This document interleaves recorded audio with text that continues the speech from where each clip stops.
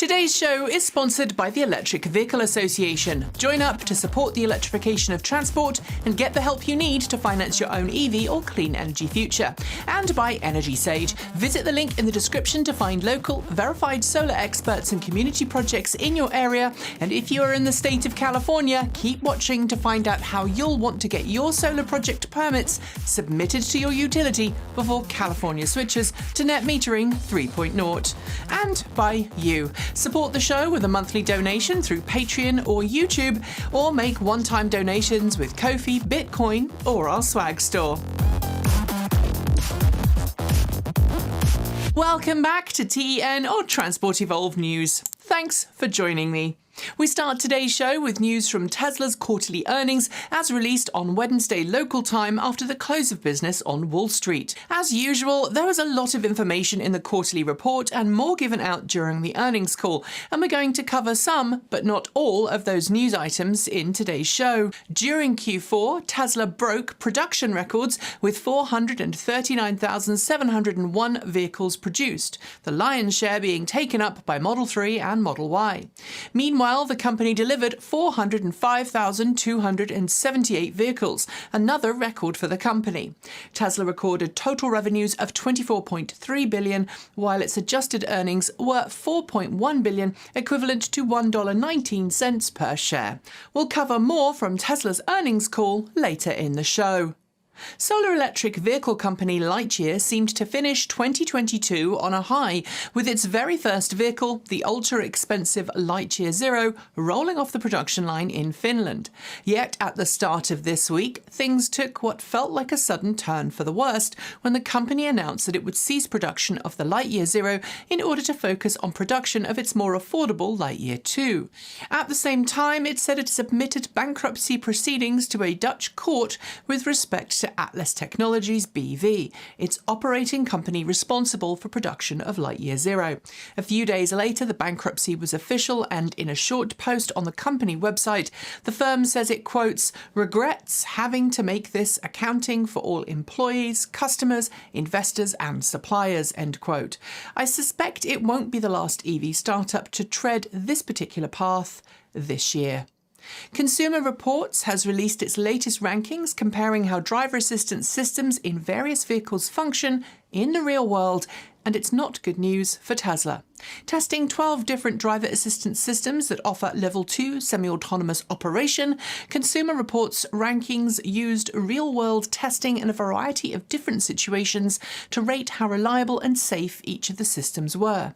Back in 2020, Tesla's Autopilot was in second place, but this year fell to seventh place, with Ford's Blue Cruise, GM's Super Cruise, and Mercedes-Benz's driver assistance systems coming in first, second, and third place, respectively. Tesla lost points because of its lack of active driver monitoring in Autopilot. But it is important to note that Consumer Reports' testing did not apparently test Tesla full self-driving because it's still technically only a beta software feature. For more than a decade, General Motors and LG Energy have worked together on electric vehicle batteries, with LG-branded packs found in pretty much every modern GM plug-in. And despite the ongoing Chevrolet Bolt EV battery recall that's cost both companies a huge chunk of money, not to mention reduced vehicle sales volumes, GM and LG Energy Solutions partnership seemed fairly stable, with both companies promising multiple battery factories. But last week, GM and LG Energy Solutions put an indefinite hold on plans to build a fourth Ultium LLC battery plant in the US. It's not clear why the partnership is now on the rocks, but our understanding at this time is that GM and LG will continue working together on the first 3 Ultium battery facilities, with GM now looking for a new battery partner to work with on building a fourth Ultium battery facility. Audi has revealed yet another concept car in its Sphere concept series, the Active Sphere concept, and while this vehicle, built on its PPE platform, will never make it to production, it's certainly different to most concepts we've seen to date.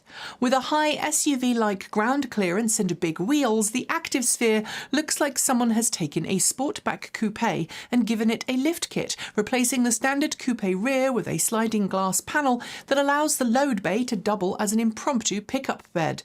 It's over the top in its design and, in typical concept form, includes a whole slew of new features that would unlikely make it to a production vehicle, like super thin seats and coach doors, not to mention driver controls that hide away when the car is in self-driving mode. Concepts are nice, but we need Audi and other automakers to double down on bringing more production models to market instead. Grandson of the founder of Toyota, Akio Toyoda, is a known skeptic when it comes to electric vehicles, and his time as president of Toyota has been dominated by an almost pathological mistrust of any kind of battery electric car. This week, however, it was announced that Toyoda would be stepping down as company president to be replaced by Koji Sato, head of Lexus. The announcement coincided with the confirmation from Toyota that it is repositioning itself in the automotive world, doubling down on electric vehicles in an attempt to catch up with the times and remain relevant. Under Toyota had seemingly done everything it could to dismiss the validity of battery electric vehicles, focusing instead on hydrogen fuel and hybrid technologies. But with the company now at the bottom of the charts for environmentalism, it's time for it to change. While buying a new electric car may still be more expensive than buying a new internal combustion engine vehicle, there's little debate that EVs are far cheaper to fuel. Yet a new press release this week from the Anderson Economic Group out of Lansing, Michigan, is claiming the exact opposite, stating that it now believes that ICE vehicles are more economical than EVs to fuel as the price of a gallon of gasoline has fallen.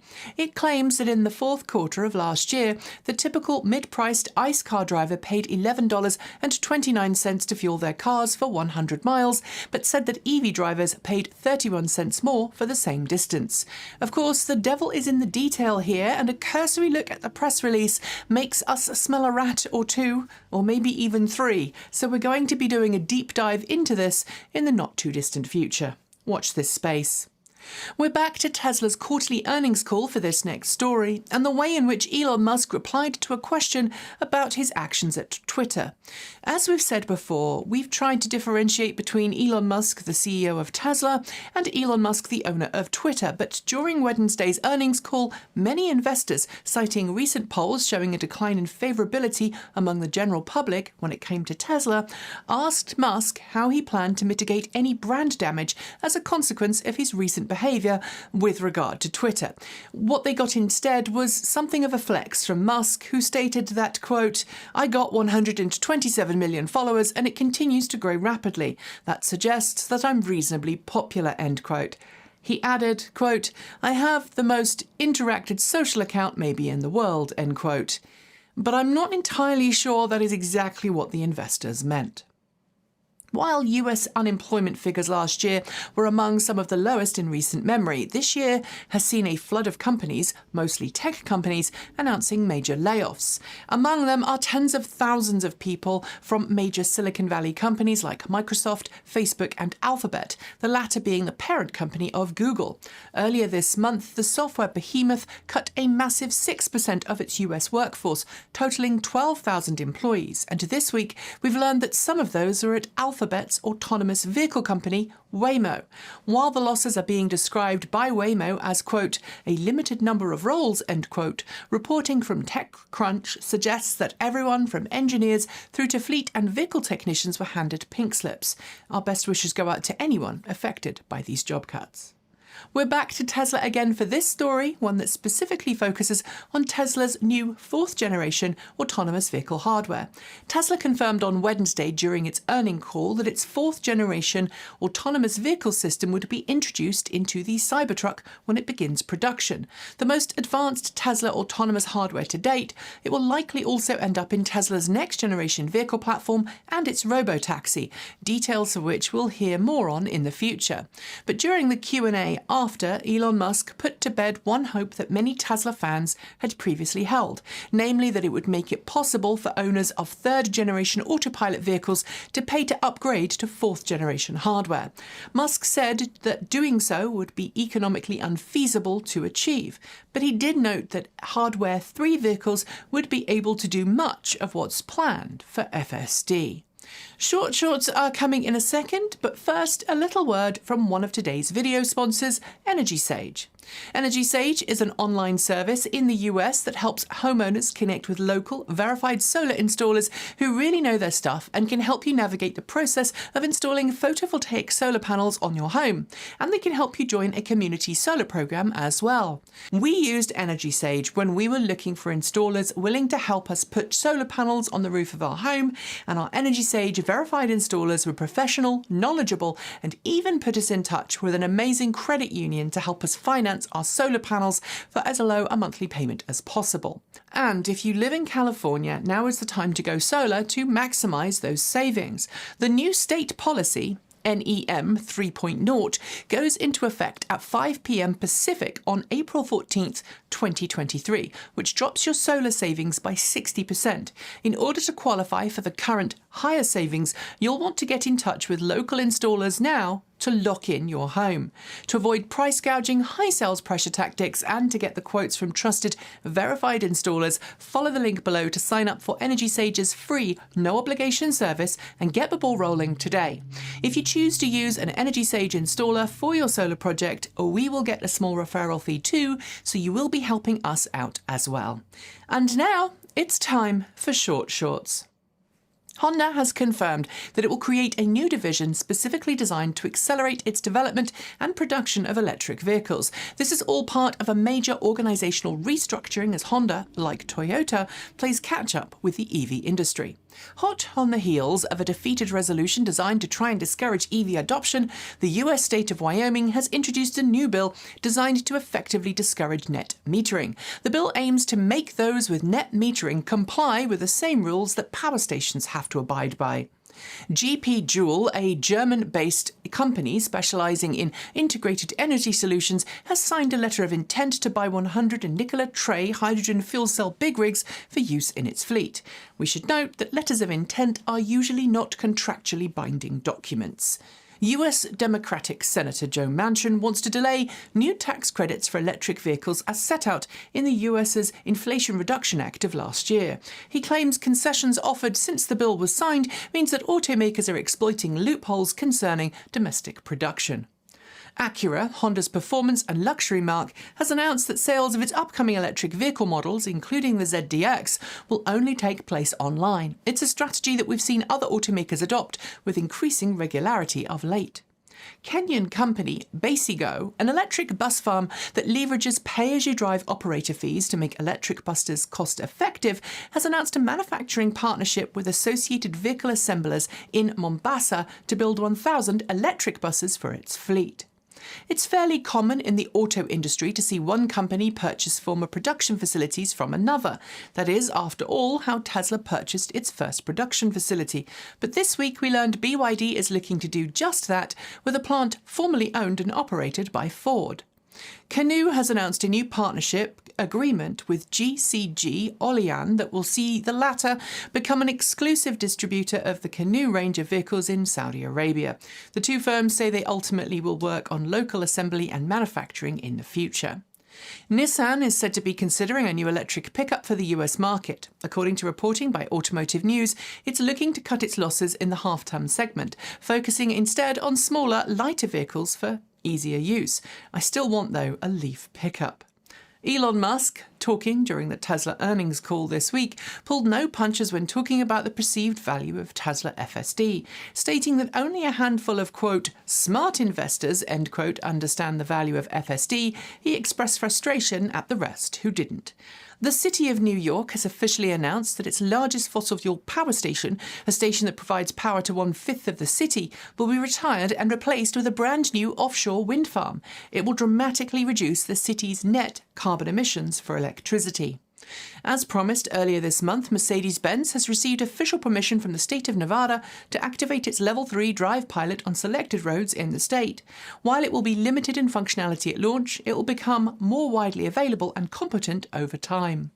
The first electric charging corridor for heavy-duty electric trucks has opened in Europe this week, with 6 charging sites now operating between Belgium and Italy. The charging stations are being operated by BP Pulse in collaboration with funds from the European Union. Tesla owners who are frustrated about the lack of physical buttons and dials in their Teslas may want to hear about a new product that launched on Indiegogo this week. Called the Ctrl-Bar, it promises to add physical buttons to Teslas, but it requires your phone to actually work. Polestar has announced some tweaks to the Polestar 2 for the 2024 model year.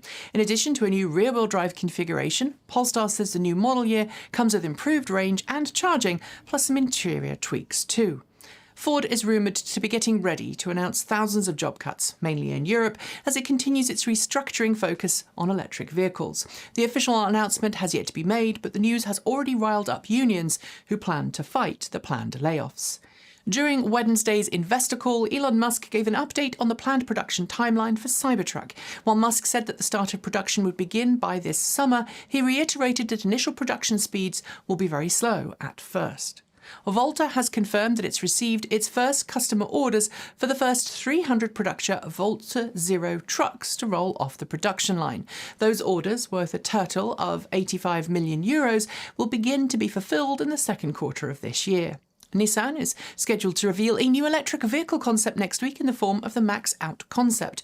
While we have already seen that particular concept in digital form, next week's reveal will be the first time it's been shown in the real physical world. A new study from S&P Global Mobility says that the US needs to quadruple its publicly available charging stations for electric vehicles in the next 2 years in order to keep up with demand. If not, we're going to see major charging bottlenecks at public charging stations. Ola has rolled out some updates to its S1 scooter with both software and physical changes.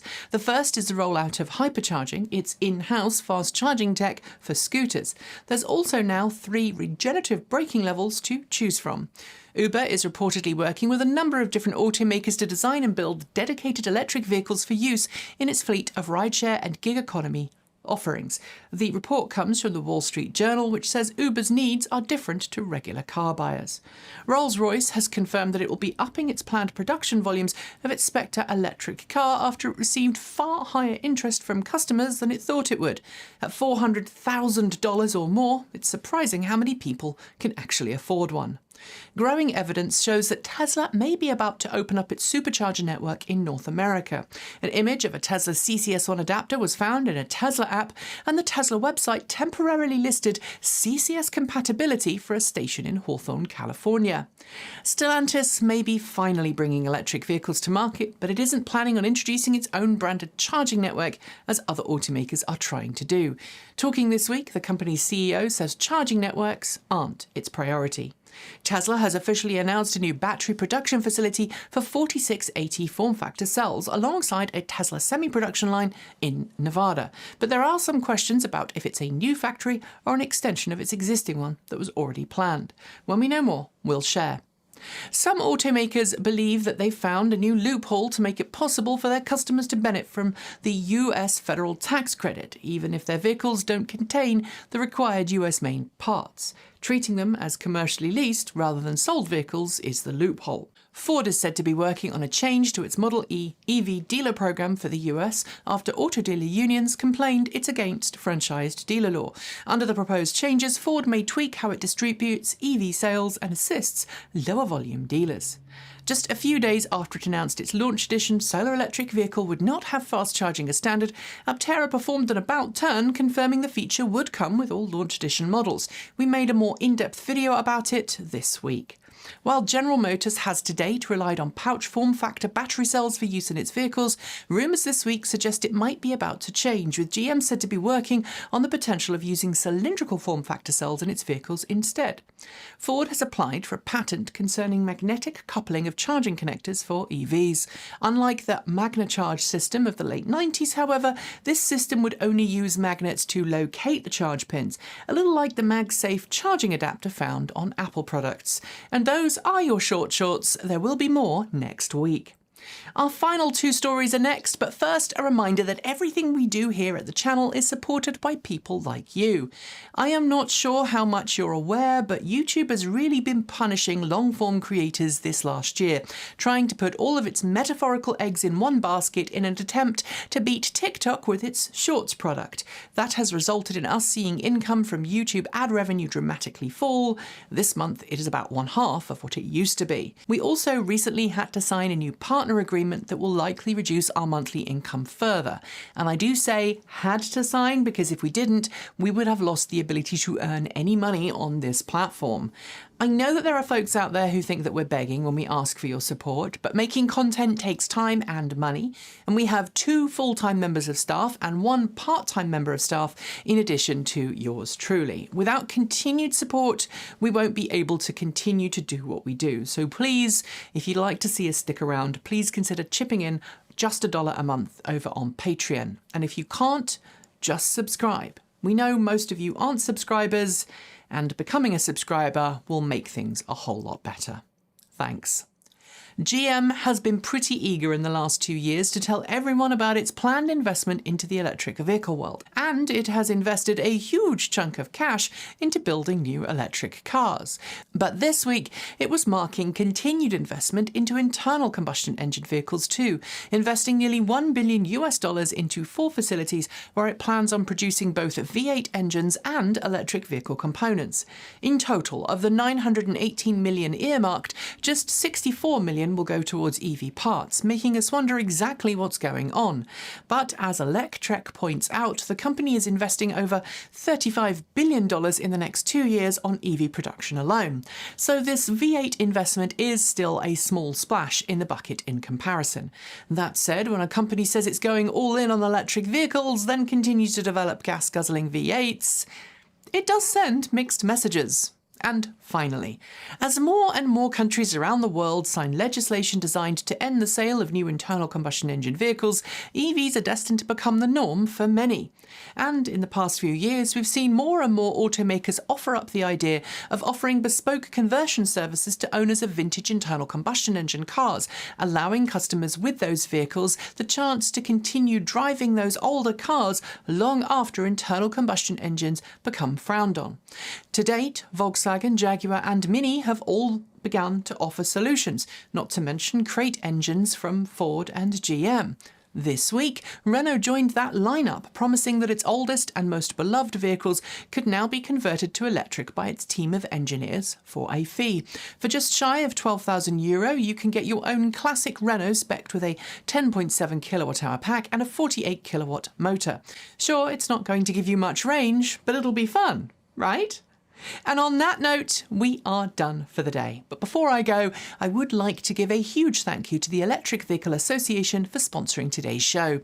They have been advocating for EVs since 1967 and firmly believe that our future depends on us making the switch to clean, green electric cars today.